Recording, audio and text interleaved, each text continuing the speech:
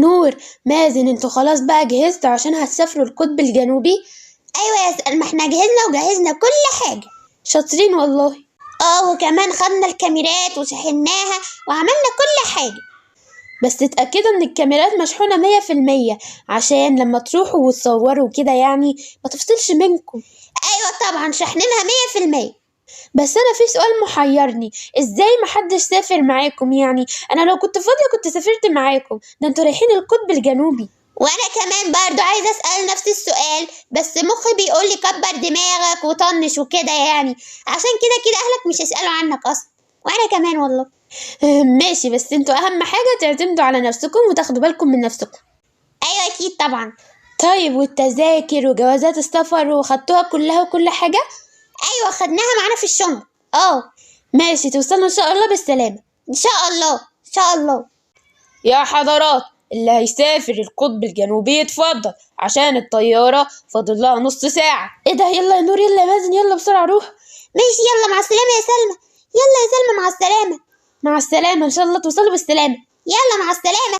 الى انتاركتيكا. استغفر الله العظيم يا رب، الطيارة فاضل لها نص ساعة وهتطلع، ليه محدش جه لسه؟ معرفش اصلا مين اللي هيسافر القطب الجنوبي ده. احنا يا عمو احنا. ايه؟ ايوه يا عمو احنا مسافرين القطب الجنوبي. اتفضل بقى خد التذاكر. فهموني بقى كده ان شاء الله، فهموني ازاي يعني هتسافروا القطب الجنوبي لوحدكم؟ عادي يا عمو، هنسافر لوحدنا يعني، مسموح لينا عادي. انتوا اول حاجه كده انتوا فوق السن القانوني ان انتوا تقدروا تسافروا لوحدكم، وبعدين ازاي كده يعني؟ ازاي ده؟ انتوا باين عليكم سنتين 3. لا يا عمو ارجوك ما تغلطش، احنا عندنا 4 سنين. ايوه فعلا 4 سنين. محسسني يعني انهم 40 سنه. عمو انت عليك تاخد التذاكر وتسكت بقى خلاص. تفضل التذكره بتاعتي، وانت خد اتفضل التذكره بتاعتي اهي. وكمان الجوازات. ماشي اتفضل اهو، محدش قالك لا يعني، خد اهو. ماشي ماشي، اتفضلوا الجوازات تاني اهي. ماشي. يلا اتفضلوا عشان الشنط ده تتفتش. ماشي عادي يعني، مش واخدين حاجه اصلا مخالفه يعني. ماشي يلا. يوه باين لنا مش هنخلص. ايوه فعلا اصلا يعني السفر والحاجات دي متعبه جدا يعني. استغفر الله العظيم يا رب، عجايب والله، اول مره اشوف عيال عندهم 4 سنين مسافرين القطب الجنوبي لوحدهم. ايه ده؟ يلا بقى انا مالي، يلا.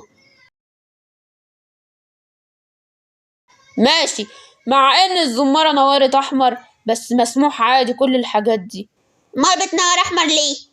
كده بقى الجهاز اصلا بايظ يعني. والله انتوا شركه طيران. متغلطيش لو سمحت. لا والله. طيب اتفضلوا يلا. ايه حضرتك مش هنعمل البتاع ده؟ ايوه ايوه، ايه ده انا نسيت. طيب اقف يلا. ماشي ماشي، اخرج. يلا اقف. ماشي. ماشي اتفضلوا. والله انت عامل غريب جدا يعني. على فكرة انا موظف جامد جدا يعني. ايه يعني؟ ايه يلا يلا، انت اصلا بتتفلسف وخلاص. ايه ده؟ يلا يلا. رايحين فين يا اطفال؟ مستنيين مامتكم او باباكم؟ لا حضرتك احنا هنسافر. ايوه احنا مسافرين الطياره الجايه دي. إيه طيارة القطب الجنوبي؟ ايوه. ازاي يعني هتسافروا لوحدكم ازاي؟ عادي عادي عادي. ايه عن عندي يعني. طيب اتفضلوا بقى، استنوا هنا عشان فاضل كمان ربع ساعة. يعني ربع ساعة وقاعدين مش 40 ده؟ خلاص ماشي يلا. الله بجد يا مازن، الجو اللي هنا حلو جدا، وكمان نخل وسما صافية وإيه. بس المشكلة إن إحنا لابسين لبس يعني تقيل جدا. أيوة يعني عايزانا نلبس بنص يعني، ما إحنا رايحين القطب الجنوبي، رايحين القطب الجنوبي. بس يا مازن أنا عايزة أسألك، هو أنت جبت الجاكيت ده منين؟ بجد عاجبني جدا يعني، لو كنت لقيت منه لون بينك كنت جبته. أيوة بصراحة أنا عمي كان جايبهولي من سويسرا. فعشان كده يعني مش لاقيه منه هنا في مصر. ايوه بس على فكره الجاكيت بتاعك حلو برضه، المفروض اصلا انت اللي تاخده. انا مالي بقى يا حبيبتي. طائرة 66 جاهزة للتحليق. طائره 66؟ لا مش احنا، ده احنا طيارتنا للقطب الجنوبي. اطفال يلا بسرعة، يلا الطيارة هتطلع، يلا بسرعة. ايه ده؟ دي طياره 66؟ ما هي طيارتكم اسمها 66، يلا بسرعة. ايه ده بجد؟ ايوه يلا بسرعة. ماشي. إيه يلا بسرعه. يلا.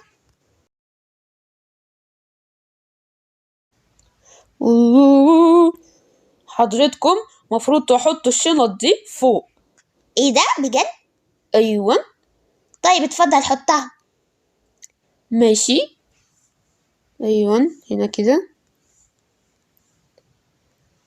طيب يا عمو انت مين بقى؟ أنا المضيف، مضيف الطيران. ماشي ماشي، كنا عايزين حضرتك واحد دونات وانا كنت عايزة مزايا. أوكي ماشي ماشي. ما تفتح يا مازن الشاشة دي كده. ماشي. ما بتتفتحش ليه؟ هبقى نسأل الراجل بقى دون بينهم شركة طيران، استغفر الله. خلاص يا بنتي انت هتشتمي، ما هي فتحت اهي. ماشي. اتفضلوا. اتفضلي. ايوه شكرا. اتفضل. شكرا جدا، وكمان جايبها لي بالتوت البري.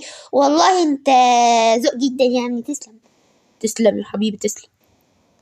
يلا بقى يا نور نتسلى كده على ما نوصل ان شاء الله للقطب الجنوبي. ان شاء الله تبقى رحلة على خير على خير. يلا يا هانم، يلا يلا عشانها حل. والله ده انت يا هانم احسن كلبة في العالم.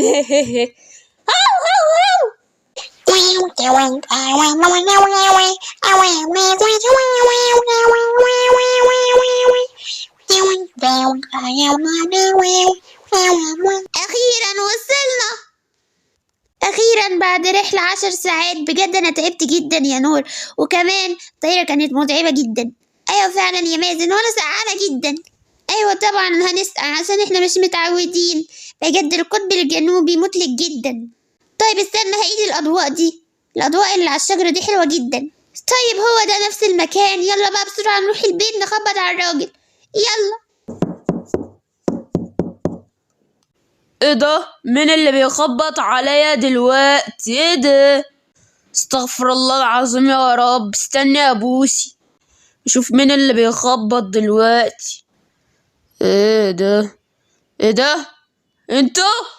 اهلا، ازيك يا عمو؟ ازيك يا عمو؟ عشان خاطرنا دخلنا البيت، والله بيتك دافي جدا. طيب اتفضلوا، مع اني كارهكوا اصلا بس اتفضلوا. ليه بس يا عمو كارهنا؟ استنوا هقعد بقى اقول لكم، بس قبل اي حاجة اكرام الضيف واجب برضه. اتفضلوا يلا. شكرا بجد. اتفضلوا اتفضلوا. بجد يا عمو انت بيتك دافي جدا، والاجواء الشتوية عندك هنا في البيت بجد روعة. شكرا يا حبايبي، مع ان انتوا كنتوا اخر مرة مزهقيني يعني. بجد يا عمو احنا اسفين، بس والله زهرات الكرز هم اللي كانوا عايزيننا نعمل كده، وبعدين انت لطيف جدا واحنا كمان بنعمل كده عشان احنا بنحبك. يا حبايبي، بس انتوا زهقتوني لدرجة ان انا كنت عايزة انتحر. ايه يا عمو ايه اللي انت بتقوله ده؟ والله يا ولاد كنت عايزة انتحر. ايه بقى المناسبة جايين ليه؟ بصراحة المتابعين طلبوا ان احنا نعمل معاك انترفيو، واحنا طبعا هنعمل معاك الانترفيو ده. يعني الانترفيو هنقعد نتكلم معاك وكده يعني، ونسألك اسئلة هما زهرات الكرز نفسهم سألوها. ايه بقى الاسئلة دي؟ اسئلة عنك وكده يعني. طيب يا ولاد. بس للأسف مش هنقدر نعمله دلوقتي، هنعمله بكرة بقى إن شاء الله. ممكن نبات عندك وكده، مفيش مكان يعني لينا غيرك يعني. وبصراحة احنا بنحبك جدا وتعودنا عليك، وانت راجل طيب جدا. أيوة فعلا. ايوه اكيد يا حبايبي، في اوضه جوه كده تنفع لكم، هتبقوا تناموا فيها يعني. ماشي ماشي يا عمو، بجد الأجواء هنا روعة. طيب كله بقى كله. ماشي.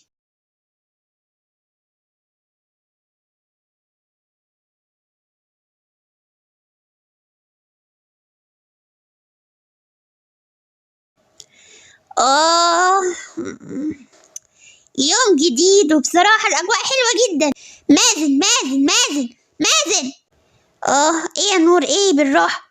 يلا يلا يلا بسرعة عشان نعمل انترفيو مع عمو، عشان خلاص بكرة أصلا هنروح. ماشي. بس بصراحة كانت ليلة جميلة جدا ودافية. أيوة فعلا. يلا بينا بقى نخرج. يلا صباح الخير يا عمو، صباح الخير يا عمو. صباح النور يا حبايبي، صباح النور. بجد ريحة الأكل تحفة. اصلا بحب اطبخ قوي. طيب يلا بينا بقى دلوقتي عشان هنعمل معاك الانترفيو. ماشي، طب استنوا بس لما نفطر. لا يا عم عشان خاطري دلوقتي حالا، دلوقتي احنا مش جعانين. ماشي. طبعا يا عمو احنا حاطين هنا الكاميرات اهي عشان نصور بقى الانترفيو. ماشي ماشي.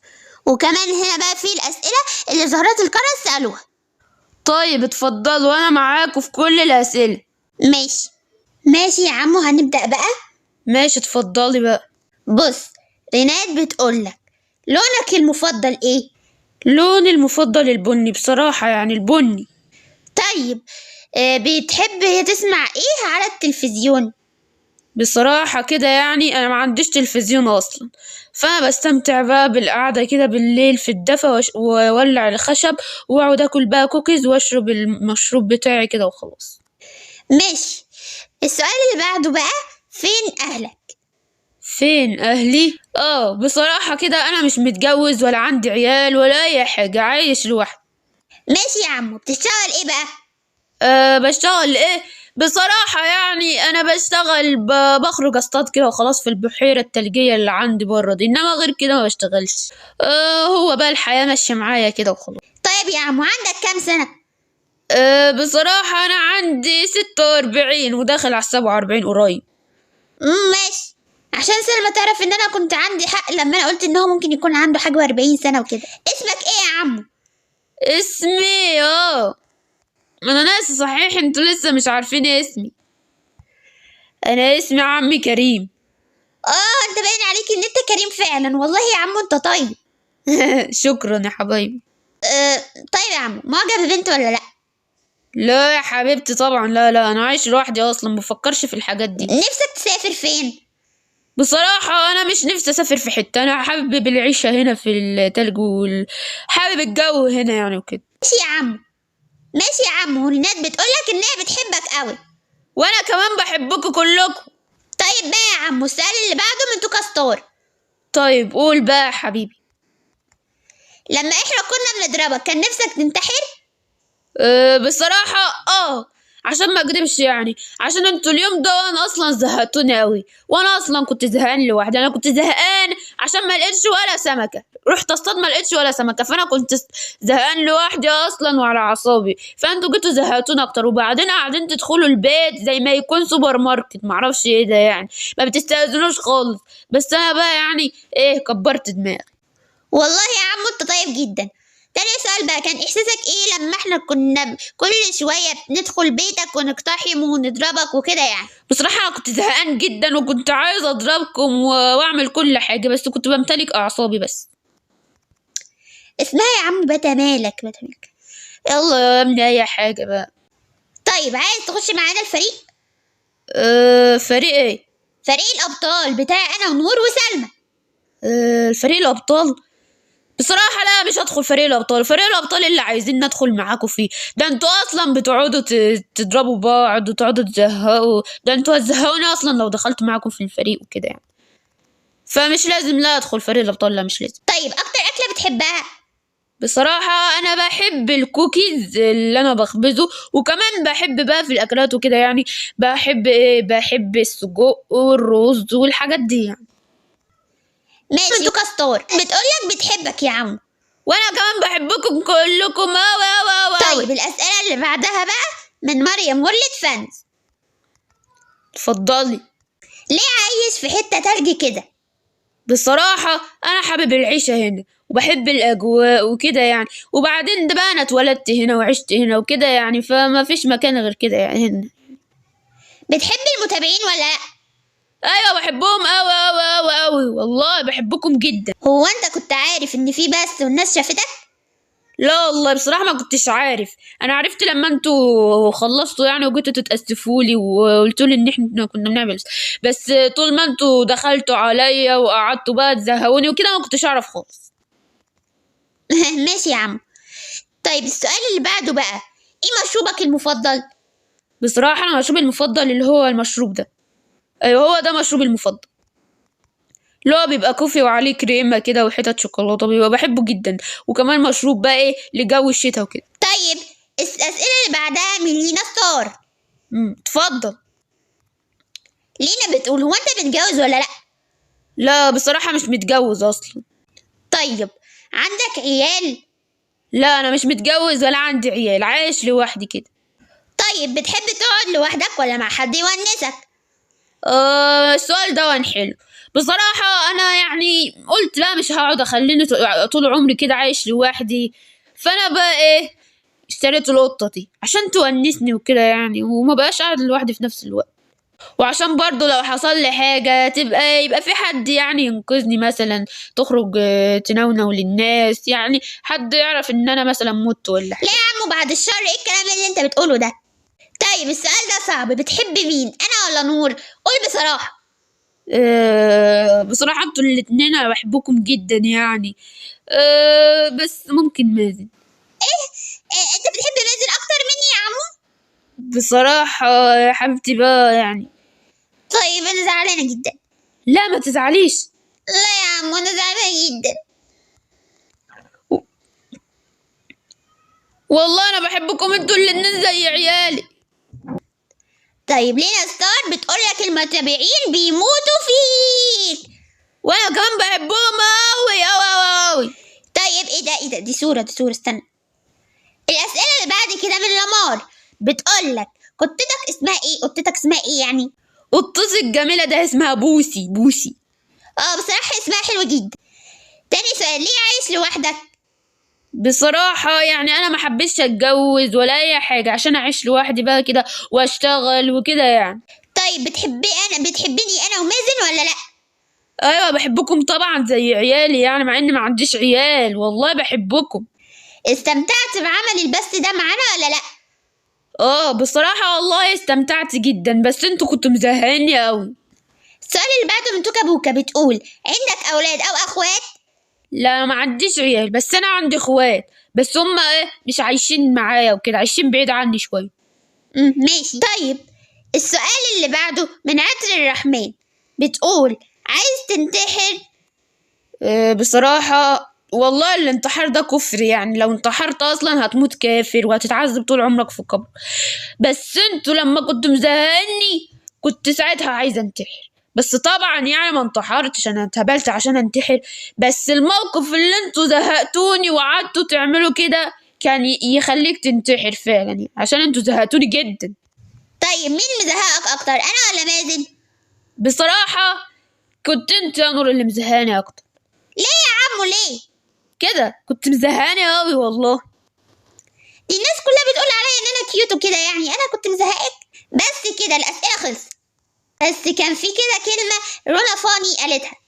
بصي يا رونا فاني، بصراحه هي سلمى مسامحاك وكل حاجه، بس لما تشيلي صورتها وكمان تغيري اسمك، عشان بصراحه سلمى تعبت على ما تلاقي اسم فاني دون، عشان اسم فاني دون محدش مسميه خالص في توكا بوكا، وسلمى اصلا تعبت على ما تلاقي الاسم ده وكده، وكمان تعبت على ما تلاقي الصورة عشان كانت كل شوية تغير صورة قناتها.